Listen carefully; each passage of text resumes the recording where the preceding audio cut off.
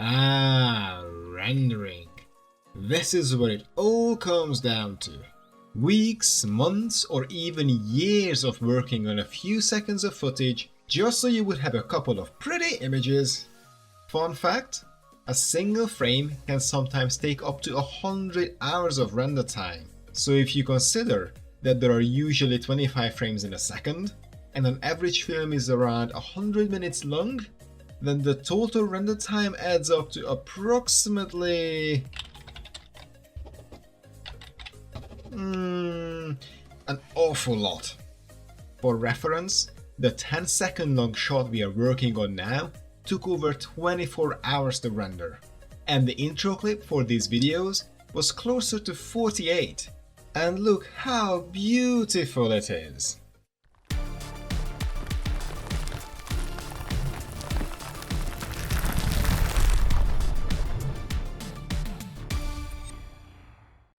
Lighting and rendering go hand in hand, so we will work accordingly.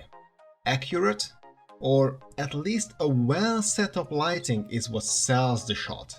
That is what brings not only realism to the scene, but all of the emotions and life as well, which is why a Pixar film, such as Soul, looks so full of life, despite being a fully animated film. Rendering itself is all about time versus quality. Low render settings will result in a noisy image, but high render settings will cause render time to increase. The trick is finding the best quality you can get in the shortest amount of time. And another noteworthy thing is that you don't render the final image. No. You render many layers and image planes as well as you can, then you composite those together into the final image. You will see what I mean nearer the end of this and during the next video. As I will insert the render into a real-life location, I had to prepare a few things first.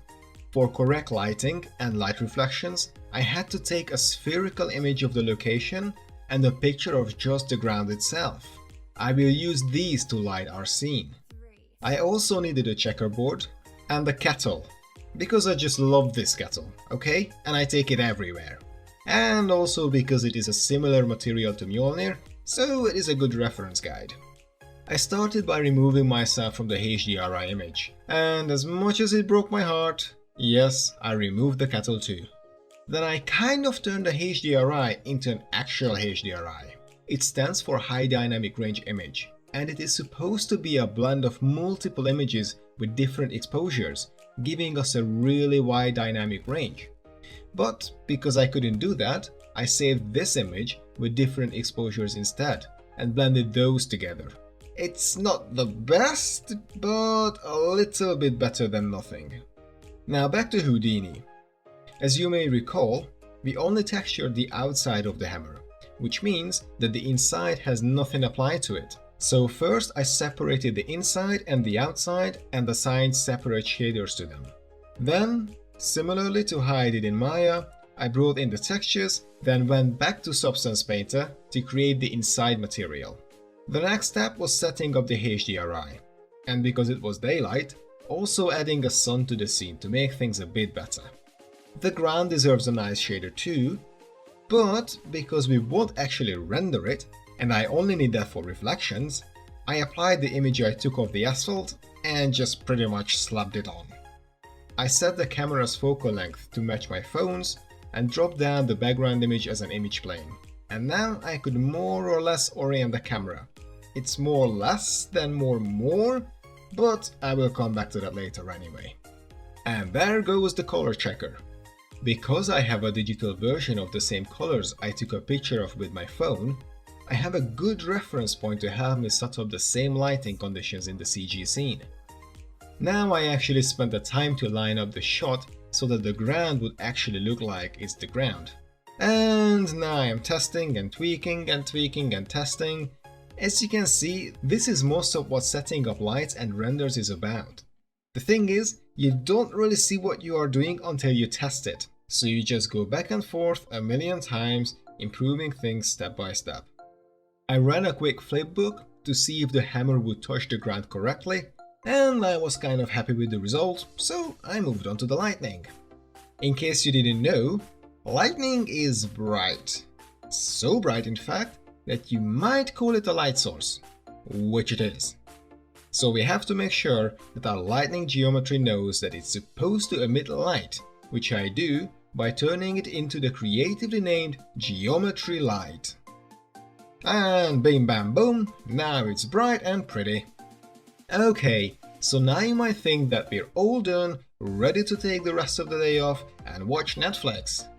But as I said before, we don't render final images, we render layers and image planes, so we can nicely composite them together later.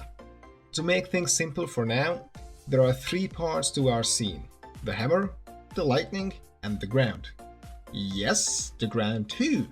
Because even though we will use the image I took as the ground, we still need to add the correct shadow and light reflection onto that, so that the CG element would affect the real-life image. And this is where the kettle comes in handy again, as I can use his shadow as a reference. Oh, that lovely kettle! So the first render layer is Mjolnir, and now that it's pretty much good, I added the displacement map, which would have just slowed down the test renders earlier. I also turned the lightning and ground into phantom mode, meaning that only the light being emitted or reflected from these objects will be visible in the render, the actual object won't be.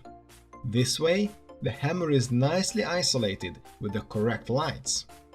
Now I could select a small area to render and make sure to increase my lightning samples to reduce noise as much as possible. Then again, this will only show up for a few frames each time, so no need to worry about it too much. Let's move on to the lightning. Don't ask me why it is upside down, it just is. It's one of those things you have to learn to live with in this job, I guess. Here I turned the ground phantom and Mjolnir matte. Matte is similar to phantom, except that where the object should be, you essentially have a hole in the picture. Remember when I talked about masks in the texturing video? It's kinda like that. But here it's called an alpha channel. Whatever is white in the alpha channel is actually there. Whatever is black is basically cut out. And here the hammer is black in the alpha channel. So what I can do is put the lightning on top of Mjolnir, and in the places where Mjolnir should be in front of the lightning will be missing a piece. Finally comes the ground, and again, no idea why it is upside down. Here, you can better see how there is a black cutout where the hammer should be. This can also allow us to save render time. If I know something won't be visible, I don't need to waste time rendering it. The lightning geometry was casting a shadow on the floor, so I fixed that, then rendered all the layers. Sorry, I didn't record 24 hours of a bar turning orange, though I'm sure it would have been absolutely thrilling. With the images rendered, I brought everything together in Nuke, nothing fancy now, just putting them together and rendering them as they are, and there we go. This is the raw render, ready to be composited together and making it look awesome. Well, hopefully. We will do just that in the next video, where we finish off our project and approach Marvel to see if they will hire me. Surely they can't say no to all this expertise. Until then, I hope you enjoyed this video. If you did, please hit the like button and the subscribe button and the bell button and the big red button and all that stuff. Thank you for watching, have an amazing day, and see you in the next video.